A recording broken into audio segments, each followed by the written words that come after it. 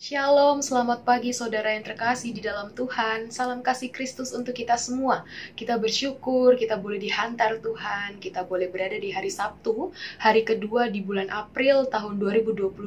Ini adalah berkat saudaraku, ini adalah anugerah Tuhan yang patut kita ungkapkan syukur. Baik, kita akan memulai perenungan pagi kita di Sabtu pagi hari ini. Sebelumnya mari bersama kita berdoa. Terima kasih Bapa yang baik atas kasih dan kemurahan Tuhan yang boleh senantiasa kami rasakan.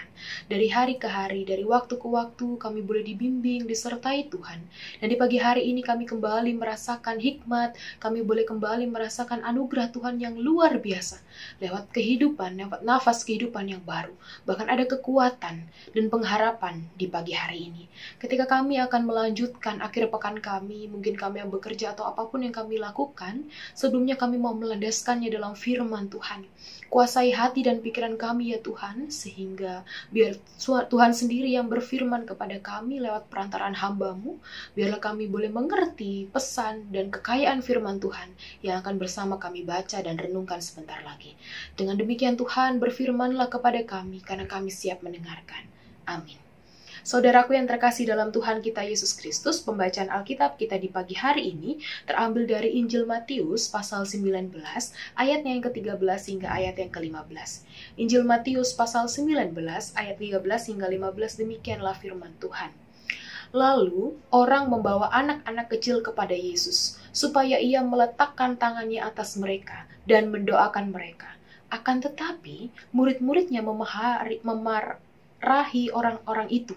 Tetapi Yesus berkata, biarkanlah anak-anak itu. Janganlah menghalang-halangi mereka datang kepadaku. Sebab orang-orang yang seperti itulah yang empunya kerajaan surga.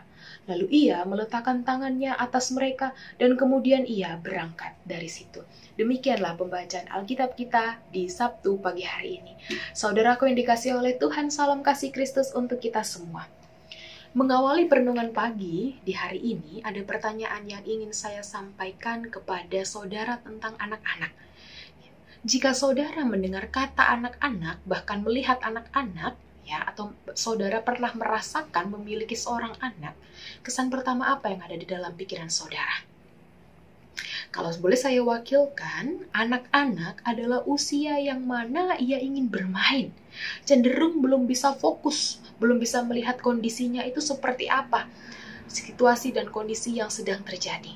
Jadi dia hanya ingin bermain ketika moodnya bagus, ketika ada keinginan tidak disampaikan, dia akan cemberut, dia akan bersedih hati. Itu anak-anak Bapak Ibu Saudaraku. Jadi dia belum bisa mengenal situasi, bahwa ini situasi yang orang-orang harus diam. Kadang anak-anak harus ditegur, harus diajar, diam ya, kita lagi ada ibadah. Jadi harus ditegur perlahan-lahan, diberitahu, dinasihati perlahan-lahan.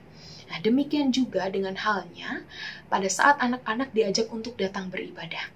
Banyak orang tua seringkali melakukan hal yang salah terhadap anak-anaknya. Maksudnya apa? Ya, ketika anak kita berada di usia anak-anak, seringkali anak-anak itu tidak dibiasakan datang kepada Tuhan. Contoh sederhananya, tidak biasakan datang ke gereja ketika bersama dengan jemaat umum. Kenapa? Sebagian orang tua takut kalau anak-anaknya itu mengganggu ibadah di gereja. Barangkali orang tua merasa takut jika kehadiran anaknya dapat mengganggu kenyamanan jemaat yang lainnya yang sedang kusyuk beribadah. Tapi kita bersyukur Bapak Ibu, di GPIB kita memiliki wadah pelayanan kategorial untuk anak-anak, yaitu Pelkat PA.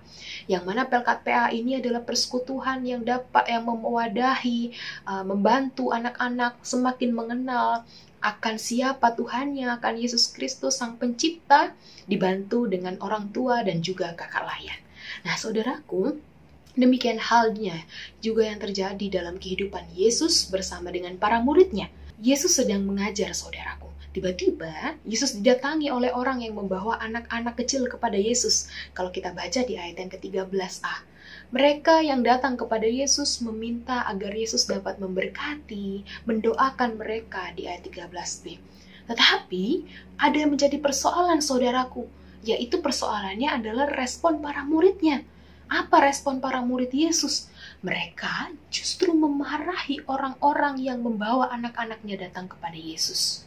Anak-anak yang dibawa bukan karena mereka ribut dan mengganggu jemaat pada saat Yesus sedang mengajar. Tapi ternyata para murid berpendapat bahwa Yesus itu terlalu tinggi. Maksudnya dalam tanda kutip terlalu tinggi, dikenali oleh anak-anak, untuk anak-anak. Jadi para murid ini memahami bahwa Yesus itu hanya untuk orang dewasa saja, yang benar-benar sudah mengenal siapa itu Yesus, mengerti benar.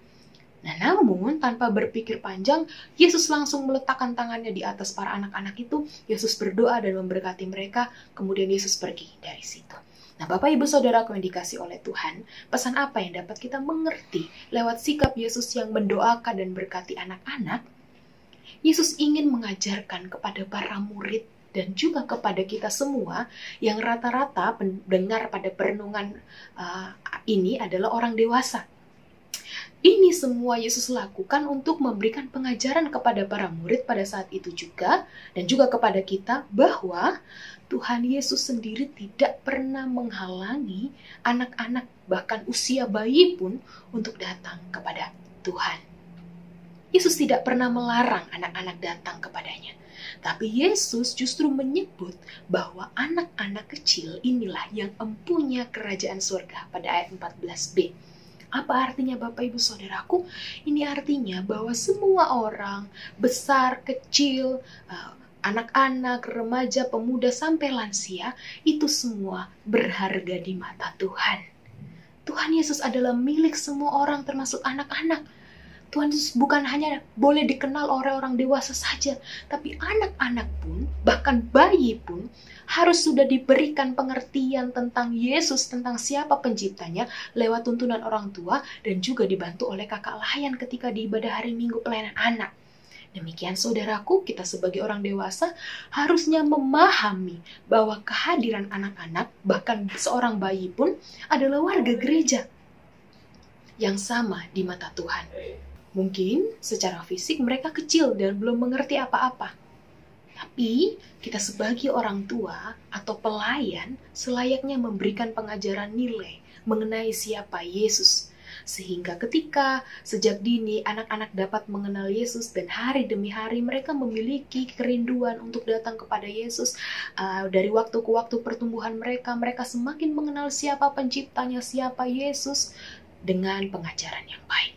Dan ketika mereka sudah dewasa, mereka benar-benar mengetahui, mereka benar-benar siap menjalani hidup yang berat di dalam Yesus, tidak berputus asa karena mereka memiliki pengetahuan yang baik di dalam Yesus.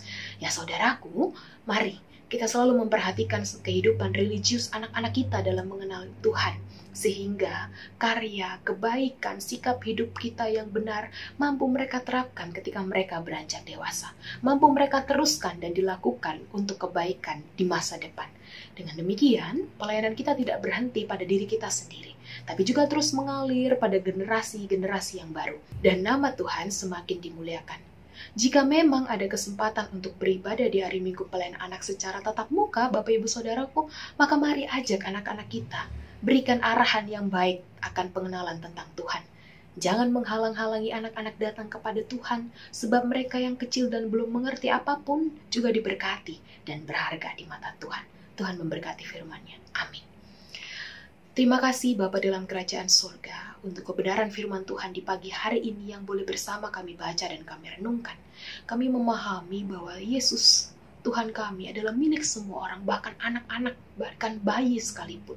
Biarlah kami sebagai orang dewasa, kami sebagai pelayan-pelayan Tuhan mampu memberikan pengenalan yang baik tentang Engkau ya Tuhan.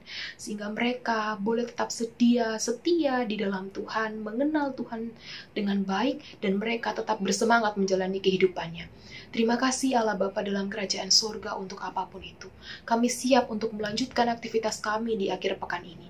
Mungkin kami yang akan melanjutkan pekerjaan kami yang bersama dengan keluarga kami yang dalam kelemahan tubuh, kami yang dalam pengharapan, kami mau letakkan semuanya itu di dalam Tuhan. Kami mau taruh harapan kami sepenuhnya dalam Tuhan karena kami percaya Tuhan melintai dan melindungi kehidupan kami. Kami mau serahkan serangkaian aktivitas kami Tuhan ke dalam tangan Tuhan. Di dalam nama Tuhan Yesus kami berdoa dan mengucap syukur. Amin.